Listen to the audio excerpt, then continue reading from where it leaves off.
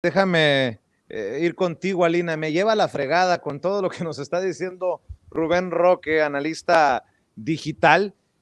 Pues pobre México, que podría estar, si no nos ponemos truchas, en esa situación de si las televisoras generaron a un telepresidente, como le llamaría Genaro Villamil a Peña Nieto, pues ahora las redes sociales serían tan importantes o más importantes que los políticos anden en la calle o en los barrios, porque en las redes sociales podría ganarse o perderse una elección de ese tamaño. Claro, en realidad los debates, como los hemos visto, ¿no? Yo creo que no solamente tienden a posicionar una idea, sino al final eso merma en la vida democrática de un país. Algunos de estos bots, algunos son automatizados, algunas son unas personas detrás de estas cuentas, como nuevamente lo veíamos en el 2012, no necesariamente era solamente el mismo mensaje, es gente que es pagada para posicionar una idea, una estrategia, ¿no? Un horizonte, y es preocupante porque si se tiene en cuenta que no solamente son los factores de las redes sociales, de los medios de comunicación, sino que hay estrategias jurídicas, operaciones clientelares en las calles, ¿no? Todo eso va generando todo un caldo de cultivo para atacar, ¿no? Los cimientos, sean sólidos o no, de nuestra democracia. Yo creo que hoy pone en jaque qué estaríamos pensando, cómo estaría, y por eso es tan importante, incluso cambiando un poco eso, por eso es tan importante incluso el pensar a los medios independientes, el pensar incluso este Instituto de Formación Política de Morena, el repensar nuevos analistas, personas que estén formando ideológica y políticamente a la gente. Por eso es que yo cuestionaba, ¿no? Esta idea de, bueno, puede haber traidores, ¿no? Dentro de Morena, pero al final hay que tener claridad sobre una cosa, que es el horizonte que se quiere construir, y ahí es cuando la formación política es tan importante, para que a pesar de los medios de comunicación, porque hay que decirlo, a pesar de todas estas campañas de bots, a pesar de estas campañas de los medios corporativos, a pesar de estrategias jurídicas, a pesar de las redes clientelares que ya existían, a pesar de todo eso se logró la presidencia en el 2018, y ese era solo el inicio de todo un proceso. Entonces creo que sí se puede hacer una balanza sobre todas estas estrategias que además no vienen solas. En México vienen acompañadas de toda una serie de redes y de personajes y estrategias a nivel regional e nivel internacional también, y que sí se puede hacer un contrapeso, ¿no? Entonces tampoco hay que caer en la desilusión. Yo creo que es muy importante el tema de las redes sociales, y tampoco hay que minimizar la brecha digital que existe en nuestros países. No todos, ojalá, pero no todos tienen acceso a internet, a redes sociales. Todavía los porcentajes de los usuarios en Twitter en América Latina no son las grandes mayorías, cada vez va creciendo evidentemente, pero pensar que todavía hay mucho de disputa en las calles, mucho de disputa en los medios independientes, mucho de disputa en el quehacer diario, ¿no, Vicente? Así es. Oye, se está cayendo el cielo por allá en la ciudad de México. Mucho cuidado, querida Alina Duarte. Hasta acá escuchamos los relámpagos, el granizo. Ya se inundó mi patio.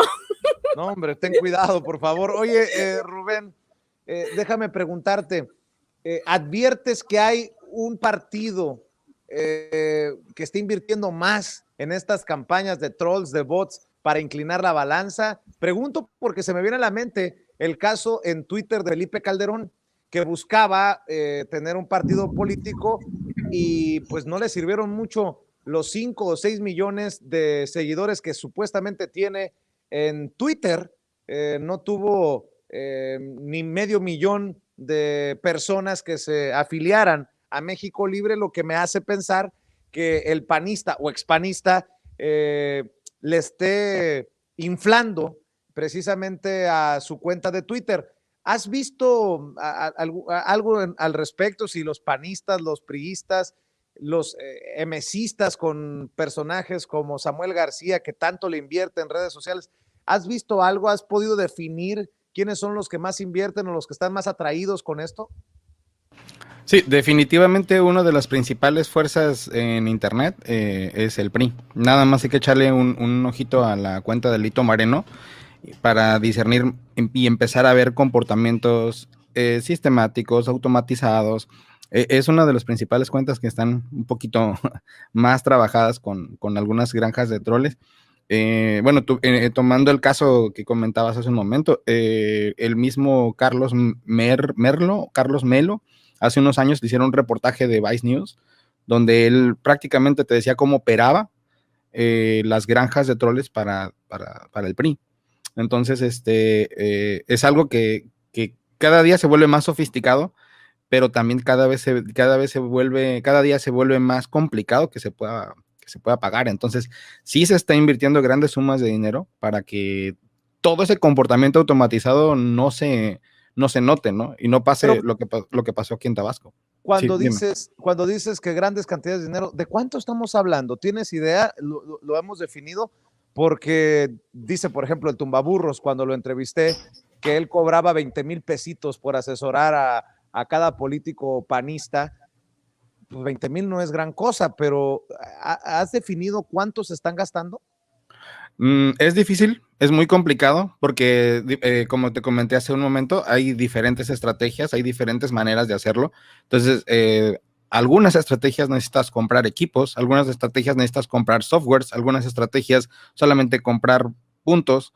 Es variable, pero sí te puedo decir que es en millones de pesos. O sea, no hay una estrategia que cueste por muy barata 5 o 6 millones de pesos, que es lo que puedes invertir en una campaña de redes sociales, solamente redes sociales, en un determinado lapso de tiempo, que son 45 o 60 días. Más o menos por ahí es lo que puede invertir un candidato. A ver, Alina, ¿todavía andas por ahí? No. Sí, aquí estoy. Bueno, es que como está dura la tormenta. Oye, Alina, a ver, hablando de tormentas, si ya tuvimos un telepresidente, un personaje como Enrique Peña Nieto, creado desde las salas de redacción de las televisoras, ¿tú percibes la posibilidad de que tengamos un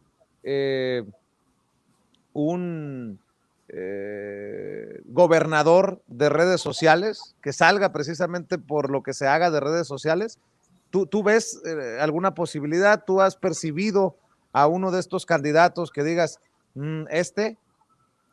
algo así como Samuel García, más o menos, y la importancia, ay, escuchen, el cielo se está cayendo. Yo creo que sí, ¿no? Y tiene que ver también con esta desigualdad en la brecha digital de la que hablábamos. Yo creo que, por ejemplo, ciudades como el Monterrey, ¿no? Por ejemplo, en Guadalajara, en Jalisco, tendríamos mayor acceso a redes sociales y podría tener mucha mayor influencia, como lo tiene también aquí en la Ciudad de México, ¿no? Es decir, también hay que tener claro que no se puede pensar en algo homogéneo, en una misma medida para todos los candidatos, las candidatas, y el ejemplo más claro ahorita, por ejemplo, es en Perú, en donde el candidato presidencial que ha ganado la primera vuelta y que va por 20 puntos encima de Keiko Fujimori, la hija del expresidente Fujimori, ni siquiera tiene redes sociales, ¿no? Y eso habla mucho también de cómo las campañas se han llevado a cabo en las calles, en lo rural, no necesariamente en plataformas digitales que responden también generacionalmente a los millennials o a lo que hoy se les llama pandemials, ¿no? Centennials, estas generaciones que consumen mucho más contenido dentro de las redes sociales. Esto también ya lo vimos dentro incluso de Morena, ¿no? De las candidaturas cuando en su momento se estaba compitiendo para la dirigencia. Veíamos que quien tenía más peso, por ejemplo, o bastante influencia en redes sociales era alguien como Gibran, que generacionalmente estaba impactando en esos espacios, pero había otros que habían hecho, pues en este caso Porfirio Muñoz Ledo, ¿no? Política de toda la vida, o en el caso de Mario Delgado también, que estaba más presente en los medios de comunicación.